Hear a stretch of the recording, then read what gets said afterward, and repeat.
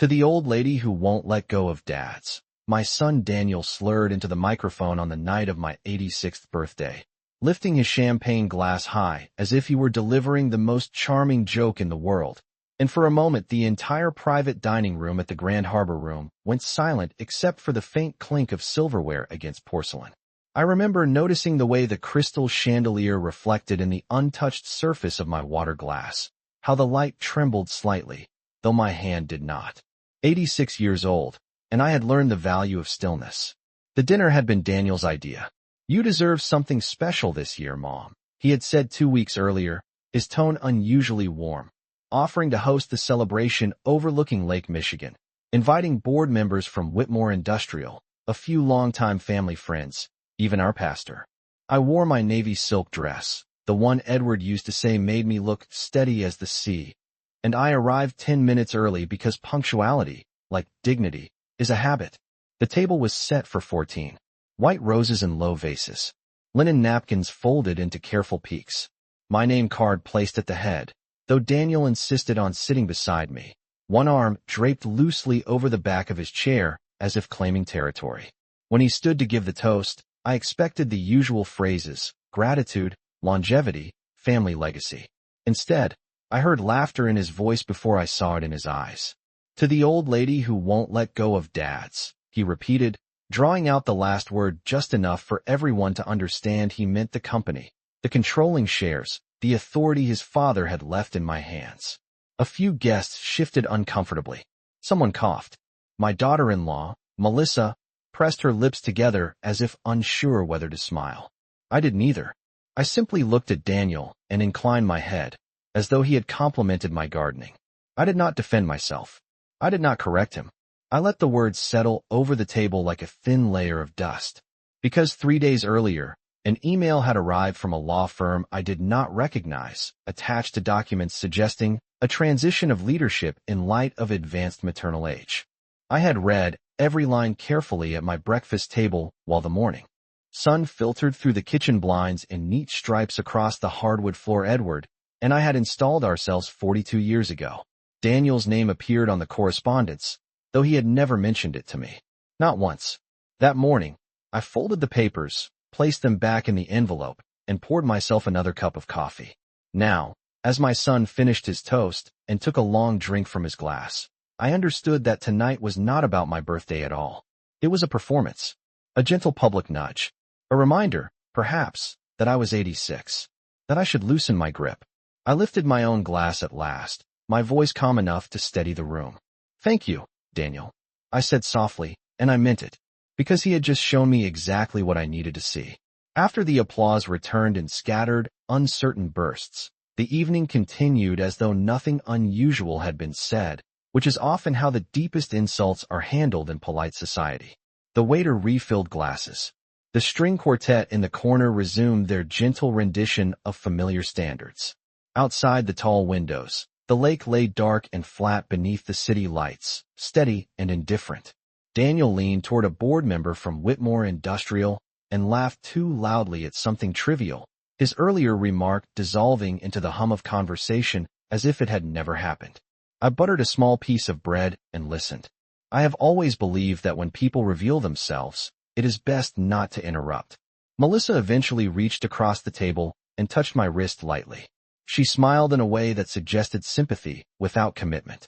"He did not mean anything by it," she whispered. I nodded, because correcting her would have required explaining that he meant exactly what he said. 3 days earlier, at 7:20 in the morning, I had opened my laptop at the kitchen table and reread the email from Harper and Lowe Legal Advisory. The subject line had read, "Succession Planning Proposal." I remember the sound of the refrigerator cycling on and off while I scrolled through paragraphs describing a strategic transition in light of advanced maternal age. There was language about efficiency, about stability for investors, about minimizing risk. My name appeared repeatedly, framed as a variable to be managed. Daniel had signed the correspondence electronically. He had CC'd Melissa. He had not CC'd me until the final draft was ready. I printed the documents on thick ivory paper and placed them in a neat stack beside Edward's old leather briefcase. I did not call Daniel. Instead, I called our family attorney, Robert Klein. A man who has known me for 27 years and has never once referred to me as advanced. We scheduled an appointment for Thursday at 10 o'clock in his downtown office. I did not tell anyone. Back at the birthday dinner, dessert arrived on white plates rimmed with gold. A single candle stood in the center of my chocolate torte. 86, spelled out in delicate sugar script. Daniel insisted on lighting it himself. As the flames steadied, I noticed the faint scent of champagne still on his breath when he leaned close. "It is time to think about the future, Mom," he said quietly, his voice softer now, almost persuasive. I looked at the candle and thought about the first year Edward and I rented a 2-bedroom apartment for $400 a month, about the nights we balanced payroll at the kitchen counter, about the factory floor when Whitmore Industrial employed only 12 people and Daniel was still in high school sweeping up sawdust during summer break. I blew out the candle in one breath. The room clapped again, relieved to have something uncomplicated to celebrate. I did not argue with my son. I did not defend my stewardship. I simply watched him, and for the first time, I saw not a boy eager to carry his father's legacy, but a man impatient to inherit authority. The lake outside remained unmoved, and so did I. The dinner ended at 9:30, precise as the printed schedule Daniel had arranged, and as guests collected their coats and offered me careful hugs, I noticed how many of them avoided speaking about the toast, choosing instead to compliment the view, the dessert, the music, anything that required no loyalty. Politeness is a fragile currency in rooms where power is shifting. Daniel insisted on walking me to my car, even though I have driven myself for more than 60 years without incident. The valet brought my sedan around, and the night air off Lake Michigan carried a chill that slipped easily through silk. Daniel placed his hand lightly at my elbow, a gesture that looked supportive from a distance. "You know I only want what is best for the company," he said, his tone measured now, sober enough to sound rehearsed.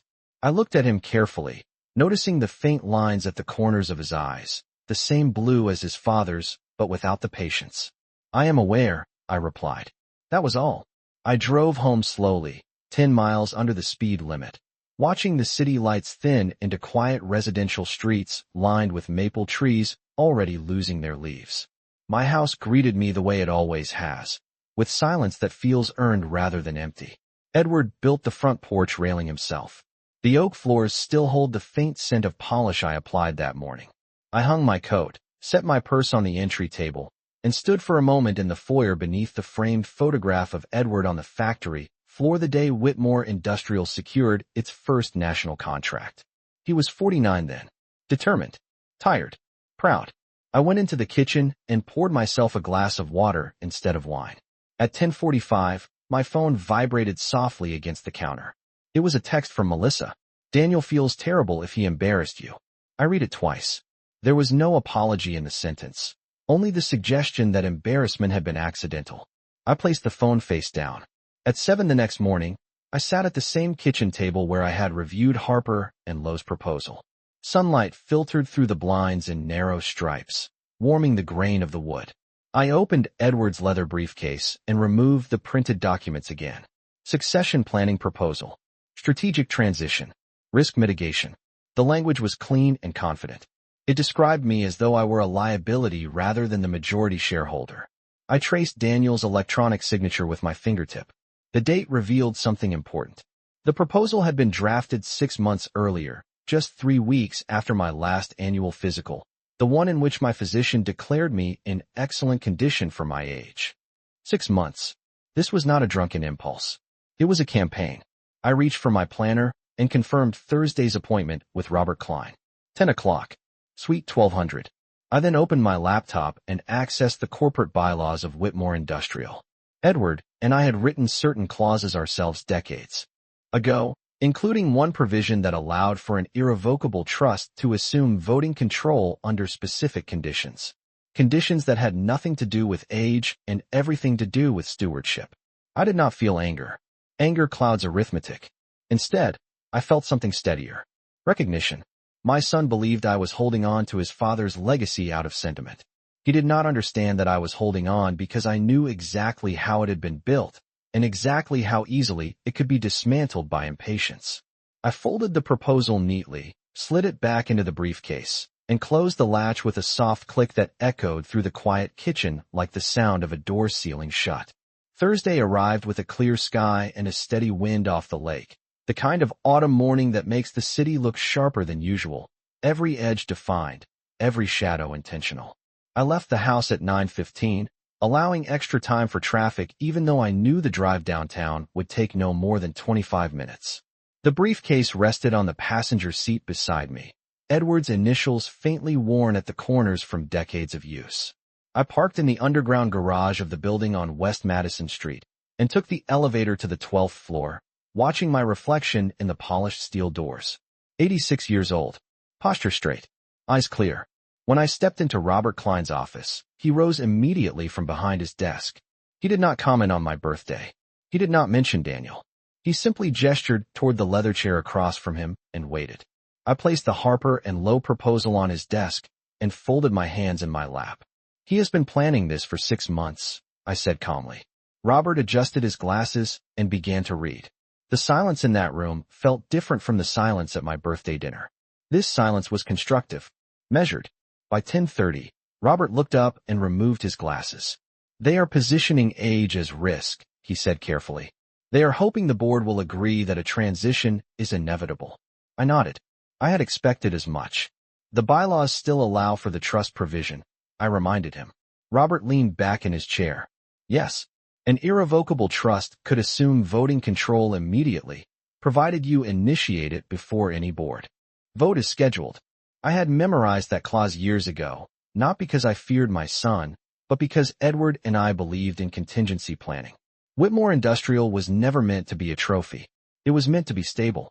Draft the documents, I said. Transfer my controlling shares into the Whitmore Stewardship Trust effective immediately. Robert studied my face for a moment, perhaps searching for hesitation. He did not find any. You understand, he continued, that once the trust is established, Daniel will not be able to pressure you for direct control. I allowed myself a small smile. That is the point. We spent the next hour reviewing language, timelines, board notification requirements. Everything was legal, clean, transparent. By 11:45, I signed the preliminary authorization forms with a steady hand. The pen did not tremble. When I left the building just after noon, the wind had picked up, sending dry leaves skittering across the sidewalk in small, determined bursts. I stood for a moment on the corner before descending into the garage, breathing in the crisp air. I did not feel triumphant. I felt settled. That evening, Daniel called. His voice carried the forced warmth of someone following a script. I have been thinking about Sunday, he began. Maybe we should meet with the board soon. It would reassure everyone. I listened without interrupting. That sounds reasonable, I replied evenly. Let us schedule something next week. He exhaled in relief, mistaking compliance for surrender. After we ended the call, I walked into Edward's study and ran my fingers lightly over the edge of his old drafting table. You told me not to let them rush, I murmured softly. The house remained quiet, steady. Outside, the wind continued its patient work, stripping trees of what they no longer needed to hold. The following week unfolded with an almost unsettling calm, the kind that comes before a storm no one else can see. On Monday morning, Robert Klein confirmed that the Whitmore Stewardship Trust had been formally established and that my controlling shares had been transferred into it as of 8:30 a.m. The documentation was airtight, filed, time-stamped, and delivered to the appropriate regulatory offices. By noon, certified notices were prepared for the board of Whitmore Industrial, outlining the structural change in governance in clear, measured language. There was no accusation in those letters. No emotion. Only facts. I spent that afternoon in Edward's study, reviewing old annual reports from the early years of the company. The paper had yellowed slightly at the edges, but the numbers remained precise. Revenue growth measured in careful increments. Payroll expanding one hire at a time. There was nothing reckless about how Whitmore Industrial had been built. That steadiness had always been its strength. On Tuesday, Daniel called again, his voice bright with an eagerness he could not fully conceal. I spoke with 2 board members, he said. They agree it is time to modernize leadership. We should schedule the vote for Friday. I paused long enough for him to believe I was considering his suggestion. Friday works for me, I answered evenly. I look forward to the discussion. He mistook my composure for surrender once more. After we ended the call, I dialed Robert. Send the board notices today, I instructed. They should receive them before any informal conversations go further. By Wednesday afternoon, confirmation receipts began arriving in my email. Each board member had acknowledged the establishment of the trust. Each understood that voting control now rested with an independent fiduciary structure designed to preserve long-term stability. There was no provision within the bylaws that Daniel could invoke to override it. That evening, Melissa appeared at my front door unannounced, her coat wrapped tightly against the wind. I invited her in and offered tea. She declined the tea but accepted a seat at the kitchen table. Daniel feels you are shutting him out, she said carefully, choosing her words as though they might fracture. I folded my hands on the polished wood surface between us. Leadership is not an inheritance, I replied. It is a responsibility. She studied me, perhaps searching for guilt. I offered none. On Thursday night, Daniel sent a group email to the board confirming Friday's meeting at 10 a.m. in the executive conference room. He attached a brief agenda outlining transition of executive authority. I read it once and closed my laptop. I slept soundly. Friday arrived with gray skies and a steady drizzle that softened the edges of the city. I dressed in a charcoal suit Edward had always admired, its tailoring sharp, its lines uncompromising. When I entered the conference room at 9:55, the long mahogany table gleamed beneath recessed lighting. Daniel stood at the far end, speaking in low tones. To two board members. He looked confident, almost relieved. As I took my seat, I placed a slim folder in front of me, its contents already known to everyone in the room except my son. The clock on the wall ticked toward 10.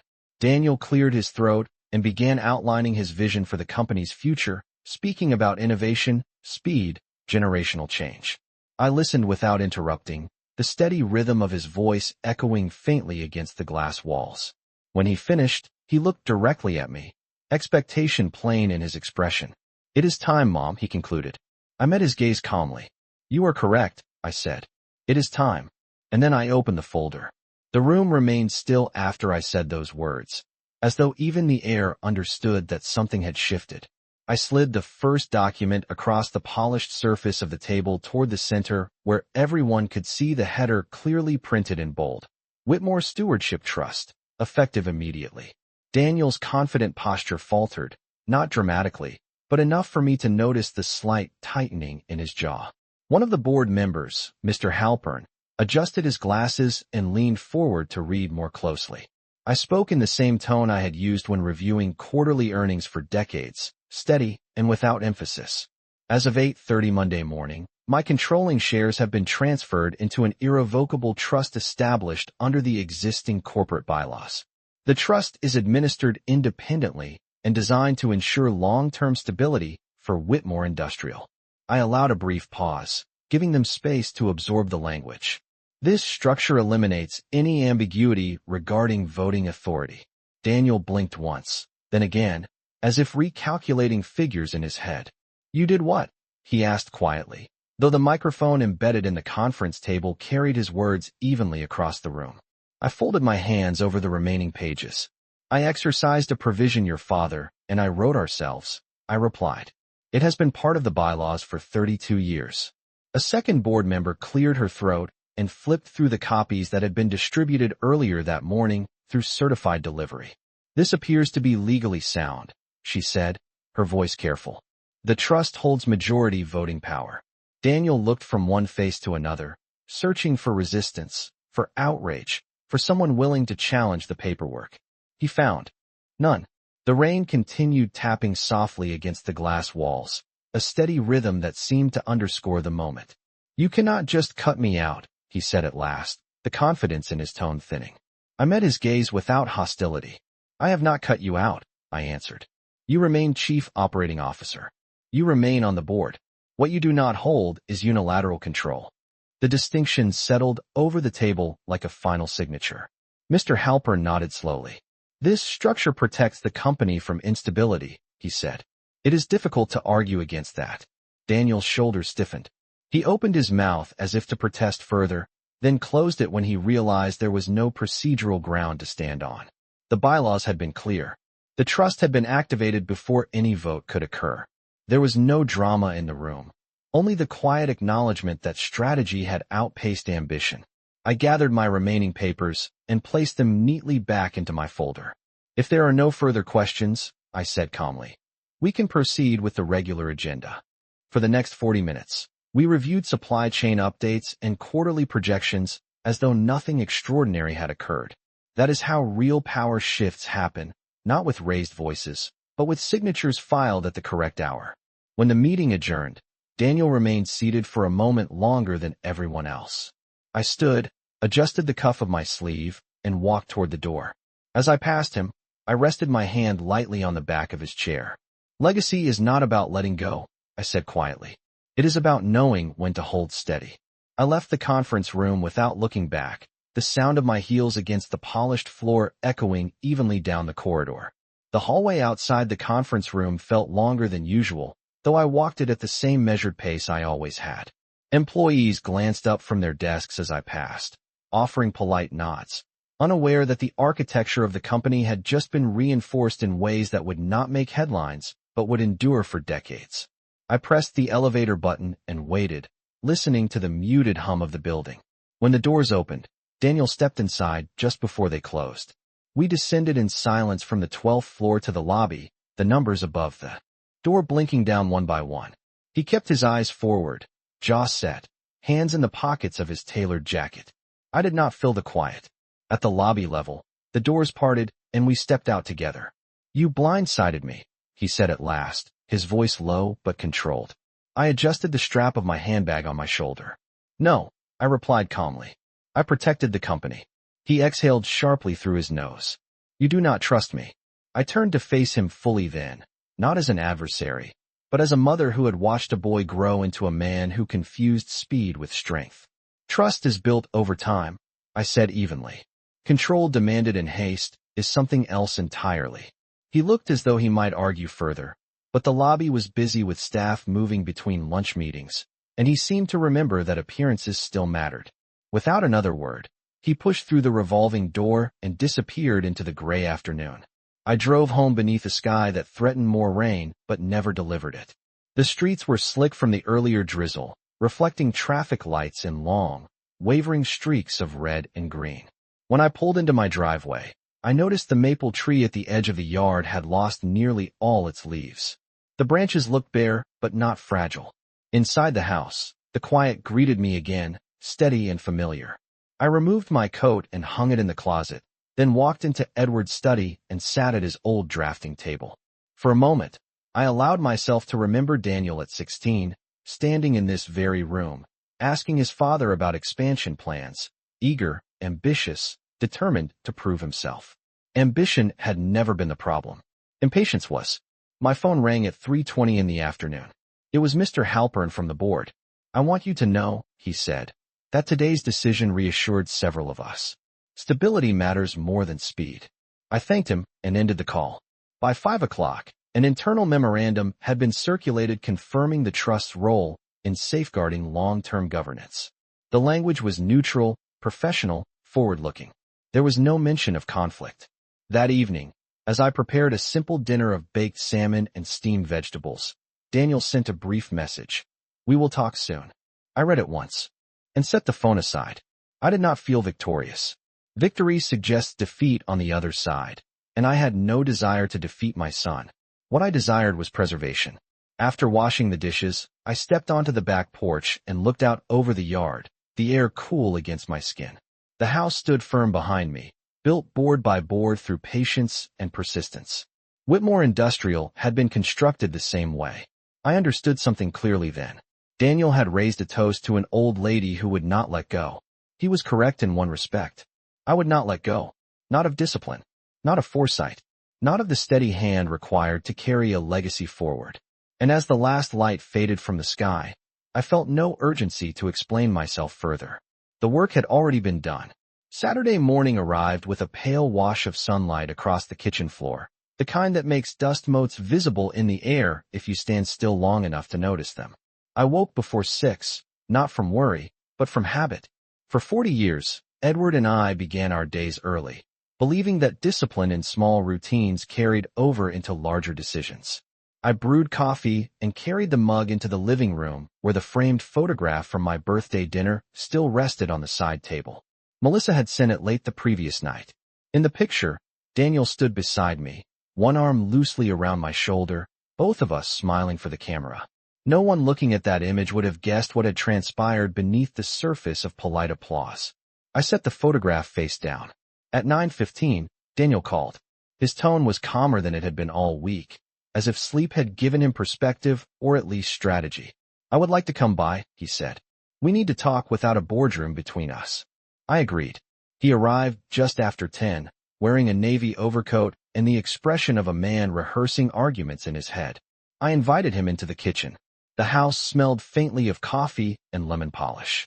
He remained standing at first, then sat across from me at the table where I had signed countless checks and reviewed countless contracts over the years. "You could have told me," he began. "I am your son." I folded my hands in front of me. "You could have told me about Harper and Lowe," I replied gently.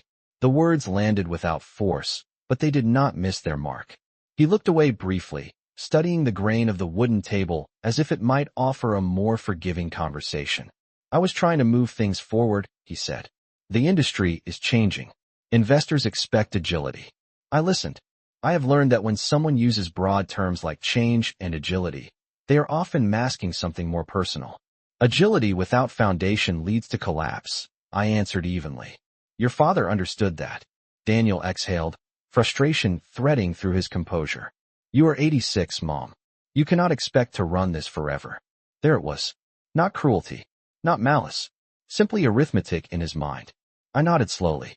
"I do not intend to run it forever," I said. "But I do intend to ensure it is ready before I release control." He looked at me then, really looked, as if recalibrating the image he had formed of me at that birthday dinner. "So what happens now?" he asked. I stood and walked to the window overlooking the backyard, where the maple tree stood nearly bare, branches exposed yet strong. "Now," I said quietly, "you prove you are prepared to lead within structure, not by removing it." I turned back to him. "The trust does not prevent your advancement. It prevents haste." Silence filled the kitchen, not hostile, just heavy with adjustment. After a moment, Daniel rose from his chair. "I underestimated you," he admitted, the words reluctant but honest. I did not smile. I did not gloat. "You mistook restraint for weakness," I corrected softly. He nodded once, then reached for his coat. At the door he paused. "We will speak again on Monday," he said. I inclined my head. When he left, the house returned to its steady quiet. I walked back to the living room and turned the birthday photograph face up once more. In the still image, we appeared united. Perhaps one day we would be. For now, the foundation held, and that was enough.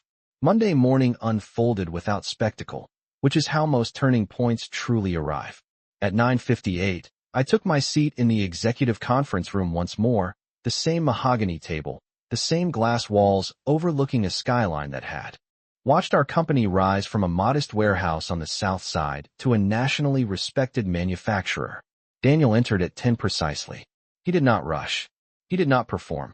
He greeted each board member with a handshake instead of a speech. I noticed the difference immediately. The trust documents had already been acknowledged, and the agenda that morning focused on long-term strategy rather than transition. Daniel began by presenting a 5-year development plan that emphasized gradual expansion rather than rapid acquisition. He spoke about infrastructure, about employee retention, about measured growth in emerging markets rather than sweeping restructuring. There was still ambition in his voice, but it was tempered now, grounded. When he finished, he did not look at me for approval. He looked at the board. That, too, was new. After discussion, Mr. Halpern leaned back in his chair and nodded. "This is the kind of plan that honors the foundation already in place," he said. I allowed myself a small, almost imperceptible exhale. Daniel had understood something over the weekend. Not that he had been defeated, but that leadership required endurance. The meeting adjourned without tension. As we gathered our papers, Daniel approached me quietly. "I revised the projections," he said, his tone even. "You were right about the supply chain risks." I met his eyes and saw no resentment there. Only recalibration. "Wisdom is earned slowly," I replied. "You are still earning yours." He nodded once, accepting the truth without protest. That afternoon, an internal announcement was distributed company-wide, outlining a collaborative leadership structure between the trust and executive management. It emphasized continuity, responsibility, and respect for legacy. Employees responded with cautious optimism. Stability has a way of reassuring people who rely on steady paychecks and predictable schedules. When I returned home that evening, the house felt unchanged, which is to say it felt secure. I placed my handbag on the entry table and walked into Edward's study. The late sunlight filtered through the curtains, casting long, warm lines across the drafting table where so many early blueprints had been drawn. I rested my hand lightly on the surface. "It is steady," I said softly into the quiet room. Not triumphant, not vindicated, simply steady. Later that night, Daniel called once more. "I owe you an apology," he said. "Not for wanting to lead, but for how I went about it." The words were measured, not dramatic. I appreciated that. "We both want the same thing," I answered. "A company that lasts longer than either of us." There was a pause, then a softer tone in his voice. "Happy belated birthday, Mom." I smiled, though he could not see it. "Thank you, Daniel." After we ended the call, I stepped onto the back porch and looked at the maple tree, its branches bare but strong against the evening sky. Leaves fall. Seasons change. What matters is whether the roots hold. At my 86th birthday dinner, my son raised a glass to an old lady who would not let go. He was right in more ways than he understood. I will not let go of discipline. I will not let go of foresight. And I will not let go of the steady hand required to protect what was built with patience, one deliberate decision at a time.